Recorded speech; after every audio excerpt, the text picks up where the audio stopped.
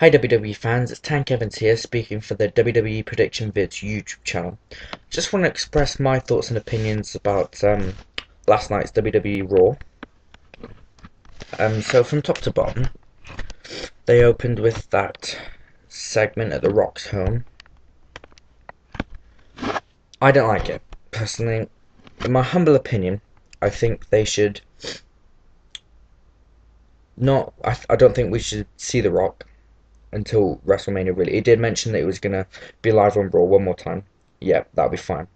But as for these, as for these segments on Raw, I think they should just drop it now until it gets really good.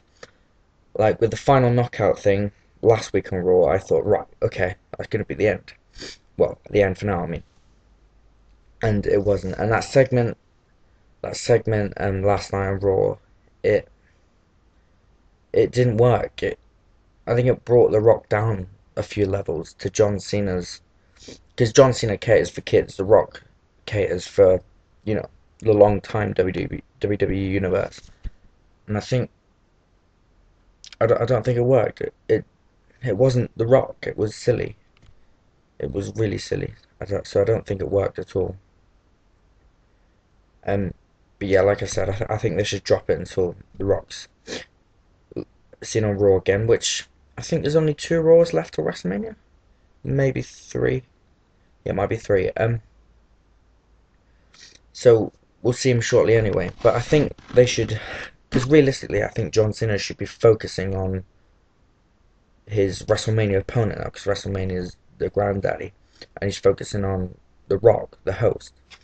So I think in the storyline they should get him focusing on The Miz, who's beat the crap out of him for the last 4 weeks now on Raw, and they should drop the Rock thing for a little while. Um, okay, after the Rock segment, The Miz did a promo. That was good. Nice to see him out there with that Alex Riley. It proves he can be a champion. It proves he can be out there on his own. Because Miz is a good talker, always has been. So yeah, not much to say about that. I enjoyed that. I enjoyed seeing the Miz on his own. Um, okay, moving on. Miz versus the Great Khali. Okay, I'm going to be extra critical here, and I think Khali should be sacked. Okay, I think he should be released of his contract. I do not think he should be wrestling. I do not think he should be making movies. I think he should just be at home writing books or whatever, painting pictures. I don't care. Okay, he is a disgrace as a WWE superstar. Okay, they brought him in as a gimmick. I don't think it really worked back then, and it's not the type of gimmick you do like Santino Marella as a comedian. I think they brought him in. Oh, he's this giant. He'll never get defeated. It's no, it doesn't work. Okay, he shouldn't be there. These one-off appearances, they don't work. They're stupid. They're boring, and he can't do it. He can't do it. I don't think there's a person on this planet who likes him, who believes he has talent, and it doesn't work. Like Batista said a few years ago, he was disgusted that Khali was the World Heavyweight Champion and the face of the company for a while. I too am disgusted by that. I cannot believe he was the World Heavyweight Champion. So yeah, not much to say about that. The match was obviously awful because Khali was awful. Um, I don't want to just mention as well. Oh, but yeah, by the way, Alex Riley came back, as you know. I'm not sure how I feel about that. I think he'll be at WrestleMania, you know. Um, Actually, yeah, I just want to take a second to mention the blood. I'm not sure how WWE is feeling about the blood at the minute. Obviously, it's still PG. Um, but this past week on Raw, you saw Khali bleed from his back, and they filmed it. Now, they did restrict themselves from filming blood and stuff like that. And over the past year or something, I've noticed it's been mentioned on commentary as well. They used to just ignore it like it wasn't happening, but they've seemed to what's the word?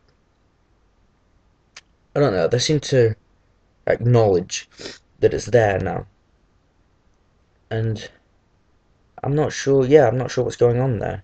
I think Legend Thriller 92 may know a little bit more about that. So we'll see if he uploads anything in response. Okay, moving off that then. Sheamus versus Daniel Bryan. It's sad to say that I think this was actually the best and most entertaining match of the entire night. Um, yep, Sheamus won the title. We knew that would happen. Obviously, it's a good way to get into WrestleMania in a couple of weeks because obviously I think that title match that I predicted a week ago or something, I think that'll get penciled in now. Yeah, the match was really good, really entertaining. You thought Sheamus busted his ankle. He didn't. And he won a title. It's nice to see him with the United States title, actually. And I think he'll hold on to it for a while. Yeah, I don't think Daniel Bryan will win at WrestleMania. That's ridiculous. I do also think it's a bit of a step down for Sheamus at WrestleMania. Because if you think it was his first WrestleMania last year, it was in a big match. It was I think it was it main. It might not have been a main event, but it was with Triple H, And now he's taking a big step down to Daniel Bryan at WrestleMania. Daniel Bryan's an excellent performer, don't get me wrong. It was great offense. It's just a bit upsetting for Sheamus. Okay, moving on.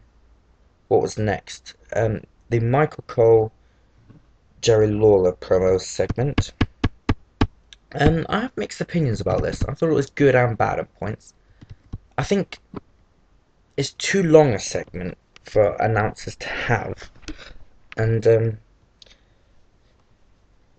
yeah, and it did bore me a little bit. Obviously, it was nice to see JR come out. I think that might have been the surprise of the week that I mentioned. Vince is going to do a surprise every week. That wasn't the best of surprises, but it was nice to see JR out there, especially doing a thing with a segment with Michael Cole. Um, yeah, what else to say about that? So yeah, I thought it was good in the sense. Obviously, I just mentioned JR was there.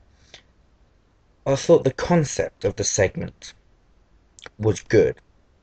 The idea was that, and I would have loved to see it if that was superstars. You know what I mean? But yeah, I've always thought it's bad to have announcers like that in segments that long and stuff. Um, Again, personally, I think they should maybe tone down Michael Cole Jerry Lawler thing for a couple of weeks. Um, that little box thing on Raw that Michael Cole was sitting in. I'm not I'm not sure how I feel about that. I'm really not. I think I'll need to go into next week to see what it's like then. Um, yeah, it was nice to see JR out. The thing with Grandmaster Sexay, I didn't really like that. I just didn't like that. I don't think because it sort of veered off when it went into the JR Jack Swagger segment. So it was like it was two different segments. So I think they should have just left the Grandmaster Sexay bit altogether because I don't think it worked because of where they went with it afterwards. Um, yeah, all in all, out of 10, I'd give that 6 out of 10 segment piece. It was alright, but I think it dragged a little bit. The only good thing was JR. If JR hadn't have been there, that would have deteriorated its quality. Okay, moving Okay, on. join me in part 2 for the remainder of my thoughts and my opinions on last night's WWE Raw. See you in a second.